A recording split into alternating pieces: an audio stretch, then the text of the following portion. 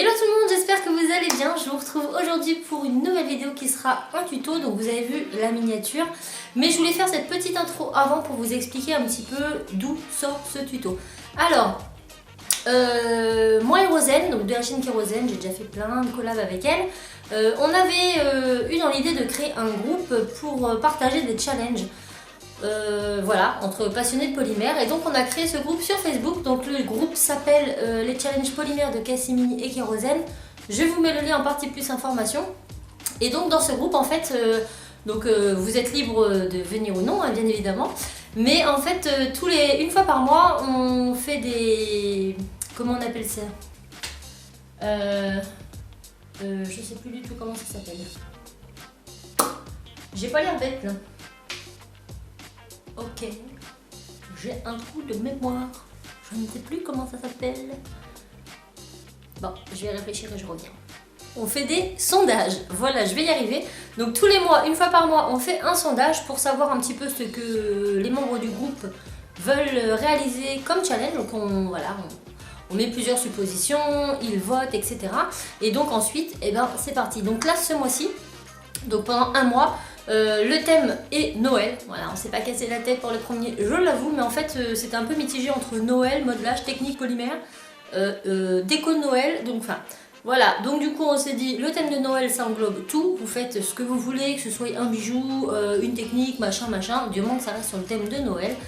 Et le but étant, une fois que le challenge est lancé, de faire ce challenge. Donc pour ceux qui ont des chaînes YouTube, vous pouvez faire un tuto sur votre chaîne et repartager le lien sur le groupe.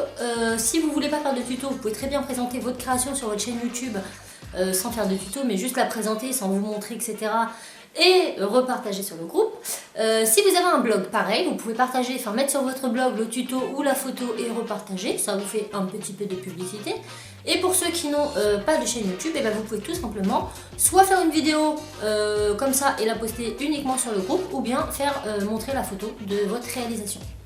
Donc ce groupe, on l'a créé dans le but de se donner des challenges, parce que c'est vrai que lorsqu'on se lance des challenges, on se motive à faire des choses qu'on n'aurait pas forcément voulu faire ou osé faire auparavant, donc c'est plutôt sympathique. Le fait de partager toutes nos idées, ça donne aussi d'autres idées à d'autres personnes, donc c'est aussi un bon élan de motivation. Et puis surtout, personne n'est obligé de faire les challenges. Vous pouvez très bien être dans le groupe, mais sur une année faire qu'un challenge. C'est vraiment libre à chacun, il n'y a aucune obligation, on ne vous tirera pas par les cheveux parce que vous êtes là mais vous ne faites rien. Vous pouvez aussi être là juste pour voir ce qui est proposé et vous donner des idées à vous. Le groupe n'est pas fait non plus pour, pour la critique, etc. C'est-à-dire que vous êtes débutant, intermédiaire ou confirmé, on ne jugera pas votre travail, on n'est pas là pour ça. Voilà, c'est juste pour partager ce que vous avez fait, et peut-être le fait d'avoir quelques compliments sur votre photo va vous donner envie d'en faire encore plus, d'évoluer, de faire autre chose, et en aucun cas il y aura des posts incriminants sous vos photos, sinon ils seront supprimés. C'est pour ça que le groupe est fermé, pour que moi et Rosen nous puissions quand même avoir vu sur ce qui est posté, qu'il n'y ait pas de méchanceté envers les uns et les autres. C'est pas le but de ce groupe. Ce n'est pas non plus un groupe pour partager vos publicités, vos créations diverses, et non, c'est vraiment un groupe uniquement dédié au challenge. Et voilà, on veut partager dans la joie, la bonne humeur, parler, papoter, donner des conseils, pourquoi pas quand on poste une vidéo ou une photo, et bien souvent on se dit « Ah c'est sympa ça, comment t'as fait ?» Et puis la personne répond, et puis comme ça il y a des dialogues qui se créent entre chaque personne, et c'est fun. Donc en aucun cas vous êtes obligé de faire les challenges, tout dépend de votre motivation, de votre inspiration, de votre temps et de votre envie. Si vous en avez envie, vous faites. Si vous n'en avez pas envie, vous faites pas. Voilà, le groupe est ouvert, comme je le dis, à tout le monde à partir du moment où celui-ci respecte son prochain. S'il ne le respecte pas, il partira. Et puis c'est tout. Voilà, donc je tenais à vous dire ça avant. Et donc ce mois-ci, comme je vous l'ai dit, le thème, et je sais pas ce qui m'arrive, je danse. Ce mois-ci, le thème, c'était Noël.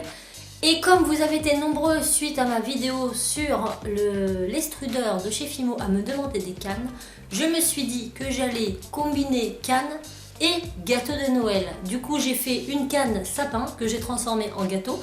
Vous pouvez bien sûr faire la canne d'une autre façon, avec d'autres couleurs, et l'utiliser en termes de canne pour tout autre support, ou bien faire comme moi et faire un gâteau. J'espère que ce tuto vous plaira. Moi, je vous embrasse très très fort et je vous laisse avec la suite de cette vidéo. Ciao! On commence par prendre notre pâte verte. On fait un cube que l'on va couper en 3. Donc la première partie, on y découpe un triangle, donc il faut que ce soit assez épais. La deuxième, on fait la même chose mais sans la pointe. On les place côte-côte et on fait pareil avec le troisième sans la pointe. On place et ensuite on va venir égaliser. Donc là, c'était beaucoup trop long. Et le deuxième également. Donc après, vous faites vraiment à votre sauce. Une fois qu'on a la forme de notre sapin, on va venir prendre de la pâte ici couleur chocolat puisque c'était la ganache de mon gâteau.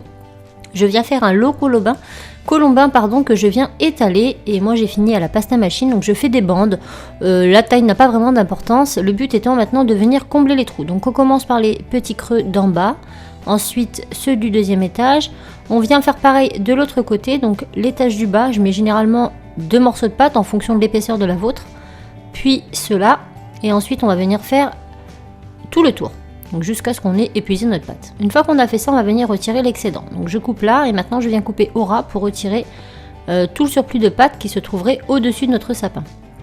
Donc ici, si c'est pas très joli, ce n'est pas grave puisque là ça va être les bouts de la canne et de toute façon ils vont partir après puisqu'on l'aura réduit et que là ça sera tout écrasé par la suite. Je vous préviens d'avance, ça demande pas mal de pâte et on en gaspille pas mal. Donc voilà.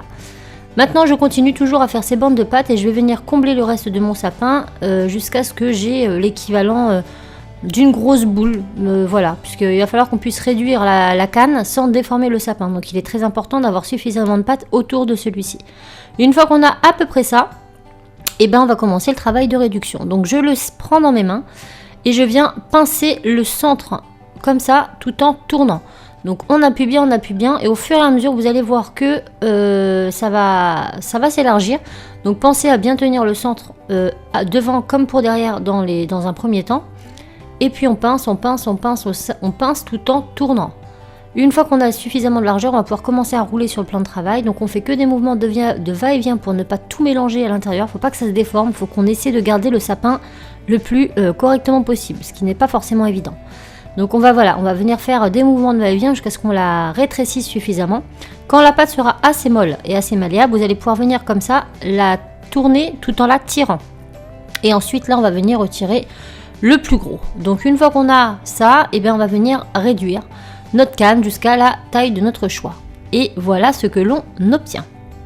Donc à cette étape, vous pouvez garder vos cannes ou comme moi, faire une petite bûche. Donc je coupe un morceau de ma canne, je prends une petite boule que je coupe en deux et je viens mettre une partie au bout de ma bûche et je viens souder avec un outil. Une fois que c'est soudé, je réétale sur plan de travail et je coupe l'excédent pour pas que ce soit trop long non plus. Et maintenant, on va venir prendre notre pâte verte, on l'étale très finement et on va venir découper plein de petits triangles comme ça. On étale bien, on en fait un second qu'on place juste en dessous et on étale bien. Et on va faire ça sur toute la bûche, donc ça va représenter les petits sapins sur la ganache. Donc si c'est pas parfait, ce n'est pas grave, hein, ça reste un gâteau de base. Donc essayez quand même de faire au mieux. Et voilà, donc on fait plein de petits sapins tout autour pour représenter les petits sapins sur la ganache de notre gâteau. Enfin sur la génoise, pardon, de notre gâteau. Une fois que tout est fait, on va venir texturer le dessus de la génoise avec une brosse à dents. Donc vous assistez bien sur la brosse à dents pour que ça pique bien votre pâte et qu'on ait un bel effet de génoise. Donc on fait ça partout. Ensuite on va couper notre part et il ne nous reste plus qu'à texturer. Donc pour l'intérieur, le chocolat, je viens gratter ma pâte comme pour un gâteau. Voilà. Et pour le sapin, j'ai décidé que ce serait une mousse, donc du coup je viens juste la piquer. Je ne gratte pas, je fais juste plein de petits trous, des petits, des gros, de façon à ce qu'on ait l'impression que c'est un sapin mousseux à l'intérieur. Une fois que ma bûche elle est prête, je fais pareil avec ma petite part. Donc je gratte le chocolat pour faire l'aspect gâteau. Donc je fais ça tout autour et je viens piquer ma mousse de mon sapin. Il ne nous reste plus qu'à mettre ça au four 30 minutes à 110 degrés, puis à coller ça sur n'importe quel support. Vous pouvez vernir si vous le voulez, moi je ne l'ai pas fait, mais vous pouvez. Donc voilà, je l'ai collé sur une petite estampe, ça donne un résultat assez sympathique et très réaliste. Et puis voilà, donc voilà, une fois monté ce que ça donne, je trouve le résultat assez sympathique. Je vais dire sympathique tout le temps, mais c'est pas grave. J'espère vraiment que ce tuto vous aura plu. Je vous fais tout plein de bisous et je vous dis à très vite dans un autre tuto. Ciao!